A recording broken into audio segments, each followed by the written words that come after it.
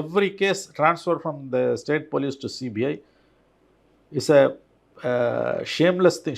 It's a shame for the state government. அதில் எந்த சங்கமே கிடையாது. இது ஒரு மாநில அரசுக்கு ஒரு அவமரியாதை, ஒரு வெட்கக்கேடு தான் இது வந்து. இங்கே ஒரு எலெக்டட் கவர்மெண்ட் இருக்குது. சட்டம் ஒழுங்குன்றது மாநில அரசோட சப்ஜெக்ட், ஸ்டேட் சப்ஜெக்ட், மாநில அரசோட ஆளுகைக்கு உட்பட்டது.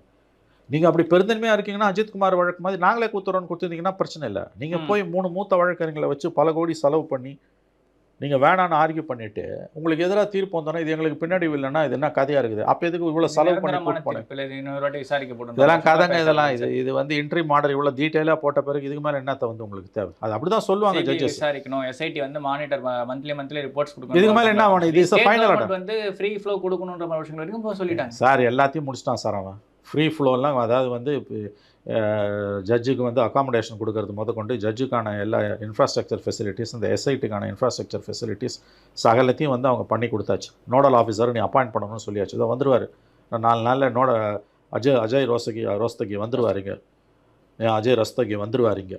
நீங்கள் எல்லா இதையும் ஒபே பண்ணி தான் ஆகணும். இல்லைனா அதுக்கு தனியாக போய் கோர்ட்டில் சீஃப் செக்ரட்டரியும் டிஜிபியும் நிற்பாங்க. அதெல்லாம் இவங்க ஒபே பண்ணுறத தவிர இவங்களுக்கு வேறு வழி கிடையாது. கோர்ட்டை விட்டுட்டு நிற்கிறாங்கங்க. 2 ஜட்ஜு 2 ஜட்ஜ் பெஞ்ச் ஆர்டரை நான் ஃபாலோ பண்ணுறதா, சிங்கிள் ஜட்ஜ் ஆர்டரை ஃபாலோ பண்ணுறதான்னு தமிழ்நாடு கவர்மெண்ட்டே சுப்ரீம் கோர்ட்டுக்கு போயிருந்துருக்கணும். 2 பெருசா 1 பெருசா? நான் தான் சொல்கிறேன், திராவிட மாடலில் 1 தான் பெருசு. திராவிட மாடலோட இன்னொரு சாதனை இது. யாராவது கேட்டால் சிரிப்பாங்க. எவ்வளோ பெரிய பங்கிலிங் நடந்திருக்குங்க. நான் இத்தனையும் சொல்கிறேங்க. விஜயோட விவகாரத்தில் 41 பேர் செத்து போய் 100கணக்கானவர்கள் காயமடைஞ்ச விவகாரத்தில் முதல் குற்றவாளி விஜய், 2வது பொதுமக்கள், 3வது தான் தமிழ்நாடு அரசு. அப்போ தம் பக்கம் நியாயங்கள் இருந்தும் திமுக அரசு கோட்டை விட்டு நின்று கொண்டிருக்கிறது.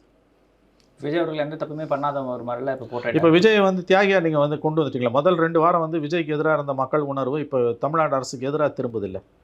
அப்போ தமிழ்நாடு அரசு ஏதோ தப்பு பண்ணுது, காவல்துறை பெரிய தவறு பண்ணி. ஆமாம், பொலிட்டிக்கல் ஃப்ரண்ட்லையும் ஆல்ரெடி கோட்டை விட்டுட்டாங்க, லீகல் ஃப்ரண்ட்லையும் கோட்டை விட்டுட்டு நிற்கிறாங்க. It's a bungling, clear bungling. இவங்க வந்து குளறுபடி, அதாவது குளறுபடினா சாதாரண குளறுபடி இல்லை, பெரும் குளறுபடி. எலெக்ஷன் இன்னும் 6 மாதத்தை வச்சுக்கிட்டு இதை பண்ணுறாங்க. ஏன்னா ஏற்கனவே வந்து பார்த்தீங்கன்னா புஷி ஆனந்த் மீதும் நிர்மல்குமார் மீதும் வழக்கு பதிவு நீங்கள் ஆதவர்ஜுனா மீதும் விஜய் மீதும் ஏன் வழக்கு பதிவு பண்ணல? அவங்க 2 பேரும் தான் நான் வண்டியில் இருந்தாங்கன்ற ஒரு கேள்வி வந்து திருமாவளவனே வச்சிருந்தார். அப்பயுமே வந்து அரசுக்கிட்ட இருந்து முறையான ஒரு விளக்கமும் இல்லை. அதுக்கப்புறமா தான் அவங்க மேலே வழக்கு பதிவு பண்ணணும்னு பார்த்தா அதுவும் பண்ணவே இல்லை. ஏன்னா அந்த சிங்கிள் பேஜ் ஜட்ஜ்மே இந்த விஜய் மீது ஏன் வழக்கு பதிவு பண்ணன்ற மாதிரி கேள்வியெல்லாம் கேட்டிருந்தார் செந்தில்குமார் அவர்கள். அப்போ இவ்வளோ விஷயம் இருந்து இப்போ விஜயை காப்பாற்ற பாடுபடுத்த திமுக ஒரு பக்கம் இன்னொரு கேள்வி வருதுல்ல. அதுக்கெல்லாம் இப்போ இடம் இல்லை தம்பி.